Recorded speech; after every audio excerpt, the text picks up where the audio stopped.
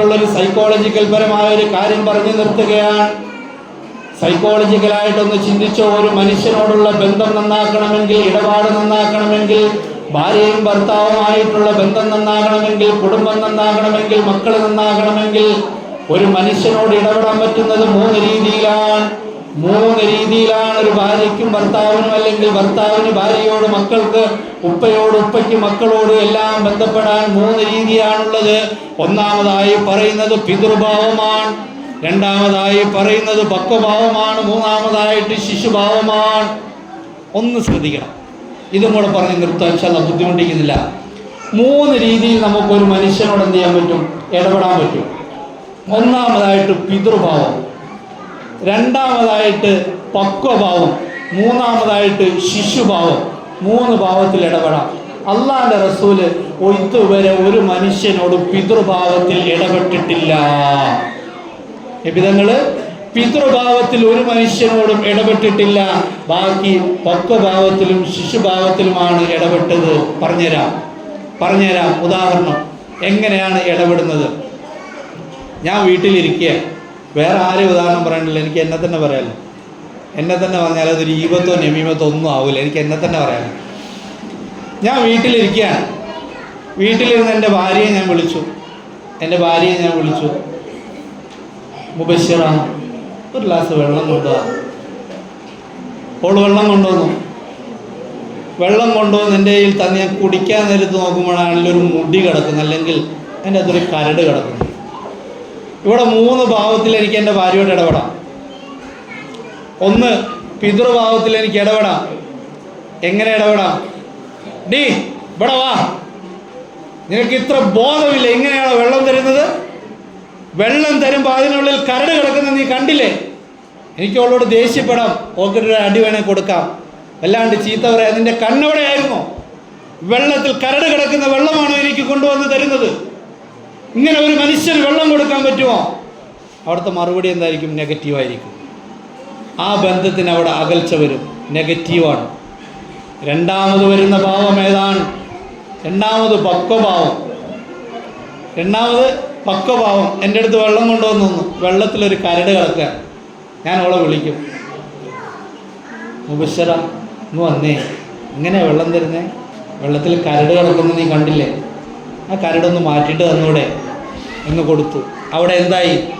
സ്നേഹം കൂടും, ബന്ധം അടുക്കും. മൂന്നാമതൊരു ഭാവമുണ്ട്, ശിശുഭാവം. അള്ളാന്റെ റസൂൽ ഏറ്റവും കൂടുതൽ ഇടപെട്ടൊരു ഭാവം ശിശുഭാവമാണ്.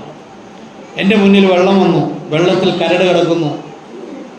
ഞാൻ എൻ്റെ ഭാര്യയെ സ്നേഹത്തോടു കൂടി വിളിക്കുന്നത് മിന്നു എന്നാണ്. ഞാൻ അവളെ വിളിക്കുന്നു, മിന്നുമോളെ ഒന്ന് വാ, ഈ വെള്ളം കിടക്കുന്ന, അവളോട് ചിരിച്ചോണ്ട് വരാം. വെള്ളത്തിൽ കരട് കിടക്കുന്ന കണ്ടില്ലേ? ഇങ്ങനെയാണോ വെള്ളം കൊടുക്കുന്നത്? കരടൊക്കെ മാറ്റിയിട്ട് ശ്രദ്ധിച്ചു കൊടുക്കണ്ടേ മോളെ, മുത്തേ, പൊന്നെ എന്നൊക്കെ ഒന്ന് വിളിച്ച് പറയുകയാണെങ്കിൽ അവിടെ എന്ത് ചെയ്യും? സ്നേഹം കൂടും, ഐക്യം കൂടും, ബന്ധം കൂടും. പിന്നീട് ആ കാര്യം ശ്രദ്ധയുണ്ടാകും. പിതൃഭാവത്തിൽ ഇടപെട്ടാൽ എന്ത് സംഭവിക്കും? പിന്നീട് ആ ബന്ധത്തിന് അകൽച്ചയുണ്ടാകും. ആദരവായ പ്രവാചകൻ നബി മുഹമ്മദ് മുസ്തഫ സല്ലല്ലാഹു അലൈഹി വസല്ലം തങ്ങൾ ആയിഷ ബീവിയുടെ വീട്ടിലിരിക്കുകയാണ്. ആയിഷ ബീവിയുടെ വീട്ടിലിരിക്കുമ്പോഴാണ്, ആയിഷ ബീവിയുടെ ദിവസമാണെന്ന് ആയിഷ ബീവിയുടെ വീട്ടിലിരിക്കുന്ന പ്രവാചകന്റെ അടുക്കിലേക്ക് ഒരു ഭൃത്യൻ കടന്നു വന്നിട്ട് പറയുന്നു, നബിയേ, ഈ കാണുന്ന കറി അങ്ങയുടെ ഒരു ഭാര്യയുടെ വീട്ടിൽ സ്പെഷ്യലായിട്ടുണ്ടാക്കിയതാണ്, ഇത് അങ്ങയ്ക്ക് തന്നു വിട്ടതാണ്, അതുകൊണ്ട് ഈ ആഹാരം നിങ്ങൾക്കുള്ളതാണെന്ന് പറഞ്ഞിട്ട് അള്ളാന്റെ റസൂലിന്റെ അടുക്കിലേക്ക് ആഹാരം കൊടുക്കും. അത് വാങ്ങിയത് മഹദി ആയിഷ റളിയല്ലാഹു അൻഹയാണ്. ആയിഷ ബീവിക്ക് പെട്ടെന്ന് ദേഷ്യം വരികയാണ്. തൻ്റെ വീട്ടിലിരിക്കുന്ന തൻ്റെ ഭർത്താവിന് മറ്റൊരു ഭാര്യ ഫുഡ് കൊടുത്തു വിടുമ്പോൾ ആയിഷ ബീവിക്ക് ഇഷ്ടപ്പെട്ടില്ല. ആയിഷ ബീവി ആ പാത്രം എടുത്ത് വലിച്ചെറിയുകയാണ്. ആ പാത്രം പൊട്ടി പല കഷണങ്ങളായി, പീസായി പോയി. ആയിഷ ബീവി റളിയല്ലാഹു അൻഹ ദേഷ്യത്തിൽ വലിച്ചെറിഞ്ഞതാണ്. ആയിഷ ബീവി എന്ത് ചെയ്തു? ദേഷ്യത്തിൽ പാത്രം എറിഞ്ഞ് പൊട്ടിച്ചു, അതിലുള്ള കറിയും എല്ലാം പോയി. നമ്മളാണ് എന്ത് ചെയ്യും? നമ്മുടെ മുന്നിലിരിക്കുന്ന ഒരു പാത്രം നമ്മുടെ ഭാര്യ എടുത്ത് എറിഞ്ഞുള്ള അവസ്ഥ എന്തായിരിക്കും? പിന്നെ ഒന്നും പറയണ്ട. ഉഹദും ബദറും നമുക്ക് കാണാൻ പറ്റിയിട്ടില്ല, അവിടെ കാണാൻ പറ്റും. കണ്ണിൻ്റെ മുന്നേ നമുക്ക് കാണാം ഉഹദും ബദറും എന്താണെന്നുള്ളത്. അള്ളാന്റെ റസൂൽ എന്ത് ചെയ്തെന്നറിയോ? പിതൃഭാവത്തിൽ ഇടപെട്ടില്ല, പക്വഭാവത്തിലും ഇടപെട്ടില്ല, ശിശുഭാവത്തിൽ ഇടപെട്ടു. അവിടെ നിലത്ത് കുത്തിയിരുന്നിട്ട് ആ പൊട്ടിയ പാത്രങ്ങൾ പെറുക്കിയെടുത്തു. ദേഷ്യപ്പെടാൻ പോയില്ല. ആയിഷാ ബീവിയോട് ദേഷ്യപ്പെട്ടില്ല. ആയിഷാ ബീവിയെ തല്ലിയില്ല. റസൂലുള്ളാഹി സ്വല്ലല്ലാഹു അലൈഹി വസല്ലം തങ്ങൾ അവിടെ കുത്തിയിരുന്നിട്ട് ആ ഓരോ പൊട്ടിയ പാത്രത്തിന്റെ ഓരോ കഷ്ണങ്ങളും പെറുക്കി എടുത്തു. ഓട്ടോമാറ്റിക്കലി ആയിഷാ ബീവി ചിന്തിച്ചു, അല്ലാഹ് ഞാൻ ചെയ്തത് തെറ്റല്ലേ? പറഞ്ഞില്ല. അള്ളാന്റെ റസൂലിന് വഴക്ക് പറയേണ്ടി വന്നില്ല, ഉണർത്തേണ്ടി വന്നില്ല. എന്ത് ചെയ്തു? ആയിഷാ ബീബി സ്വയം ചിന്തിച്ചു, അള്ളാഹുവേ ഞാൻ ചെയ്തത് തെറ്റായി പോയില്ലേ അല്ലാഹ്. ആയിഷാ ബീബി പോയിട്ട് പറഞ്ഞു, നബിയെ പൊരുത്തപ്പെടണം നബിയെ, നബിയെ പൊരുത്തപ്പെടണം നബിയെ, അറിയാണ്ട ദേഷ്യ സമയത്ത് ചെയ്തു പോയതാണ്, ദേഷ്യം വന്നപ്പോൾ ചെയ്താ നബിയെ പൊരുത്തപ്പെടണം. നബി തങ്ങൾ പറഞ്ഞു, ആയിഷ കുഴപ്പമില്ല ആയിഷ, പക്ഷെ നിന്നോട് ഞാനൊരു കാര്യം പറയാതെ നീ ഒന്ന് ചെയ്യണം കേട്ടോ. ആജ്ഞാപിക്കുമല്ല, അല്ലാഹുവിന്റെ റസൂൽ സ്നേഹത്തോടുകൂടി പറയാം. കുഞ്ഞു മക്കൾ പറയുന്ന അതിന്, ആയിഷ ഞാൻ ഒരു കാര്യം പറയാം, അത് മാത്രം നീ ഒന്ന് കേൾക്കണം. എന്താണെന്നറിയോ? ആ ആഹാരം പോയതിൽ എനിക്ക് വിഷമമില്ല, നീ ദേഷ്യപ്പെട്ടതിൽ ഒന്നും എനിക്ക് വിഷമം. ആ പൊട്ടിപ്പോയ പാത്രമില്ലേ, അതിന് പകരം ഒരു പാത്രം അങ്ങോട്ട് കൊടുത്തു വിടണം. അതിൻ്റെ പൊട്ടിപ്പോയൊരു പാത്രമില്ലേ, അതിന് പകരമായിട്ട് നിന്റെ അടുക്കളയിൽ നിന്നൊരു പാത്രം എടുത്ത് ചെയ്യണം, ഓക്ക് കൊടുത്തുവിടണം. അത് മാത്രം ഒന്ന് ചെയ്യണം. ആയിഷാ ബീബി അപ്പം തന്നെ ചെയ്തു. എന്തിൻ്റെ പേരിലാണ്? ആ ഇടപെട്ടതിൻ്റെ പേരിൽ, സ്നേഹത്തോടു കൂടി ഇടപെട്ടതിൻ്റെ പേരിൽ, സൗമ്യമായിട്ട് ഇടപെട്ടതിൻ്റെ പേരിൽ എന്തു ചെയ്തു? ആയിഷാ ബീബി നബി സല്ലല്ലാഹു അലൈഹി വസല്ലം തങ്ങൾ പറഞ്ഞത് അനുസരിച്ചു. നേരെ മറിച്ച് നബി തങ്ങൾ ദേഷ്യപ്പെട്ടിരുന്നെങ്കിലോ, ചൂടായിരുന്നെങ്കിലോ, എന്നിട്ടൊരു പാത്രം കൊടുക്കാൻ പറഞ്ഞാലോ, പോയി പണി നോക്കെന്ന് പറയും, പോയി പണി നോക്കാൻ പറയും. എൻ്റെ പാത്രം ഓക്ക് കൊടുത്തു വിടാനോ? ഓളുടെ പാത്രം പൊട്ടിപ്പോയി അത്ര തന്നെ ആ മറുപടി പറയും. പക്ഷെ അവിടെ സ്നേഹത്തോടു കൂടി ഇടപെട്ടപ്പോൾ നമ്മളും വീട്ടിൽ ചെയ്യേണ്ട അങ്ങനെയാണ്. സ്നേഹത്തോടു കൂടി ഒന്ന് ഇടപെട്ട് നോക്ക്, സ്നേഹത്തോടും സഹകരണത്തോടും കൂടി ഒന്ന് ഇടപെട്ട് നോക്ക്, നമ്മുടെ വീട് സ്വർഗമാകും. ഇന്ന് പല വീടുകളും നരകമാണ്, പല വീടുകളും ഇന്ന് നരകമാണ്. കാരണം എന്താണെന്നറിയോ? പറയുന്നത് തീരെ അനുസരിക്കുന്നില്ല, പറയുന്നത് കേൾക്കുന്നില്ല. മക്കളെ വളർത്തേണ്ട രീതിയിൽ വളർത്തണം. മക്കളെ എങ്ങനെ വളർത്തണമെന്നറിയോ? മക്കളെ വളർത്തേണ്ട എങ്ങനെ അറിയാം? നമ്മളൊരാൾ വളർത്തുന്നുണ്ട്. ഇത് പ്രത്യേകം സൂക്ഷിച്ച് കേട്ടോ, ഇത് കേട്ടോ. നമ്മളൊരാൾ വളർത്തുന്നുണ്ട്. ആരാന്നറിയോ? നമ്മൾ വളർത്തുന്ന ആരാന്നറിയോ? അള്ളാഹ്.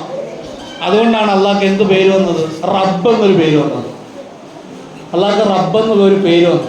നമ്മൾ ആരാണ് വളർത്തുന്നത്? സംരക്ഷിക്കുന്ന ആരാണ്? അള്ളാഹുവാണ്. നമുക്ക് വേണ്ടതെല്ലാം ആരും ചെയ്തു തരുന്നുണ്ട്, അള്ളാഹു ചെയ്തു തരുന്നുണ്ട്. എല്ലാം നമ്മളെ വേണ്ട രീതിയിൽ നമ്മൾ വളർത്തുന്നുണ്ട്. പക്ഷെ എന്ത് ചെയ്യുന്നില്ല? അല്ല, ഒരു കാര്യം മാത്രം ചെയ്യുന്നില്ല. എന്ത് കാര്യമെന്നറിയോ? നമ്മൾ ചോദിക്കുന്ന എല്ലാം തരൂല. അള്ളാഹ്ക്ക് അങ്ങനെ ഒരു കുഴപ്പമുണ്ട്. നമ്മൾ ചോദിക്കുന്ന എല്ലാം തരുന്നുണ്ടോ? ഇല്ല. പക്ഷെ നമ്മൾ എന്ത് ചെയ്യുന്നുണ്ട്? സംരക്ഷിക്കുന്നുണ്ട്, വളർത്തുന്നുണ്ട്. പക്ഷേ നമ്മൾ ചോദിക്കുന്ന എല്ലാം എന്ത് ചെയ്യുന്നില്ല? തരുന്നില്ല. രവീന്ദ്രനാഥ് ടാഗോർ പാടിയൊരു പാട്ടുണ്ട്. അതിൽ ടാഗോർ പറയുന്നുണ്ട്, എന്താ അറിയോ? ദൈവമേ, നിന്നോട് ഞാൻ 1000 കാര്യങ്ങൾ ചോദിച്ചു.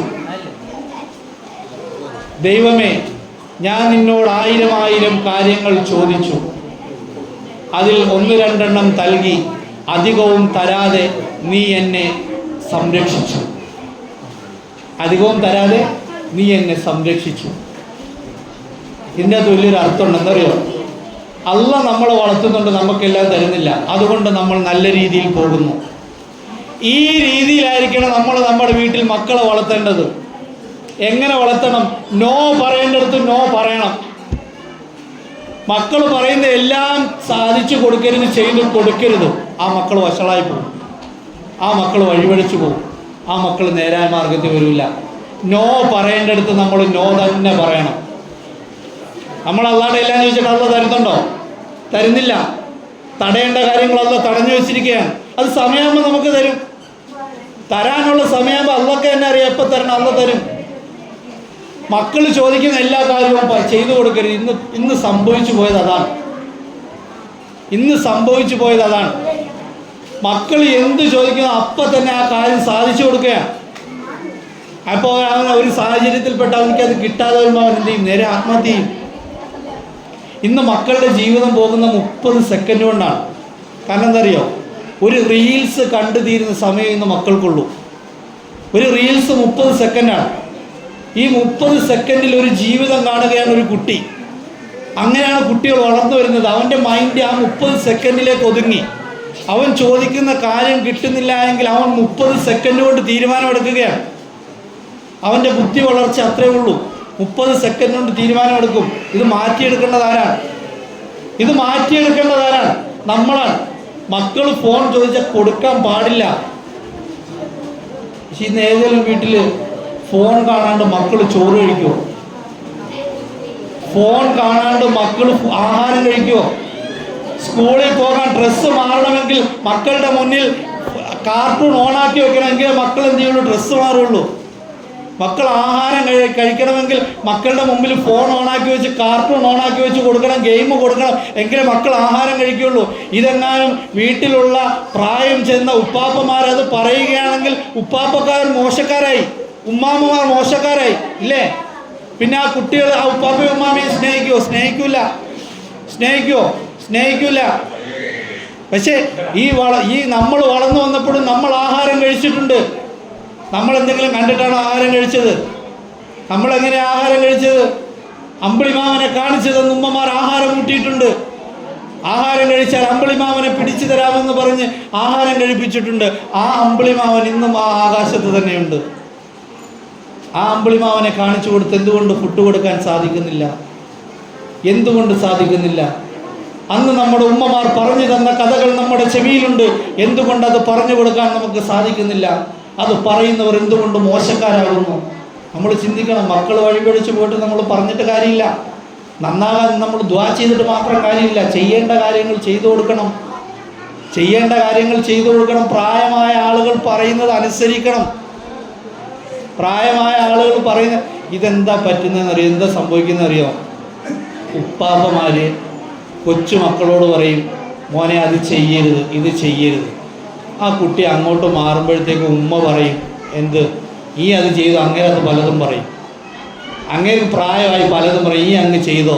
മക്കൾ നാശത്തിലേക്ക് പോകും. ഇത് കണ്ടിട്ടാണ് മക്കൾ വളരുന്നത്. മക്കൾ എന്ന് മനസ്സിലാക്കും, പ്രായമുള്ള ഉപ്പയോട് ചീത്ത പറയുന്നത് കൊണ്ട് മോശമില്ല, പ്രായമുള്ള ഉമ്മയുടെ മുഖത്ത് നോക്കി ചീത്ത പറയുന്നത് കൊണ്ട് മോശമില്ല, അവരോട് ദേഷ്യപ്പെടുന്നത് മോശമല്ല, നല്ല സ്വഭാവമാണെന്ന് ഈ കുട്ടി മനസ്സിലാക്കും. ഈ കുട്ടികൾ ഇന്ന് കളവ് പറയുന്നത് എങ്ങനെയാണെന്നറിയോ? വാപ്പയ്ക്ക് വീട്ടിലൊരു ഫോൺ വരികയാണ്. പൈസ കൊടുക്കാനുള്ള ഒരാളാണ് ഫോൺ വിളിക്കുന്നത്. വീട്ടിലെ വാപ്പ ഫോൺ എടുത്തിട്ട് ഭാര്യയോട് പറയും, നീ ഫോൺ എടുത്ത് എന്തെങ്കിലും പറ. ഭാര്യ ഫോൺ എടുക്കും, കോൾ അറ്റൻഡ് ചെയ്യും. എന്നിട്ട് ഭാര്യ പറയും, ഇക്ക ഇവിടെ ഇല്ല, ഇക്ക പുറത്തു പോയതാണ്, ടൗണിൽ പോയതാണ്, ഫോൺ വീട്ടിൽ മറന്നു വെച്ചു. കുട്ടി ഈ കളവ് കേട്ടോണ്ടിരിക്കുകയാണ്. ഉപ്പ അപ്പുറത്ത് ചിരിച്ചു കിടക്കുകയാണ്.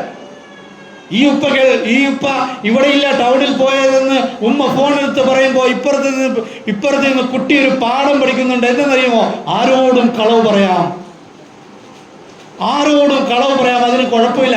ഈ കുട്ടിയെ പഠിപ്പിച്ചതാരാ? ഉമ്മയാണ് അല്ലെ ഉപ്പയാണ്. എന്നിട്ട് എൻ്റെ മോൻ നന്നാകുന്നില്ല, ദുആ ചെയ്യണം.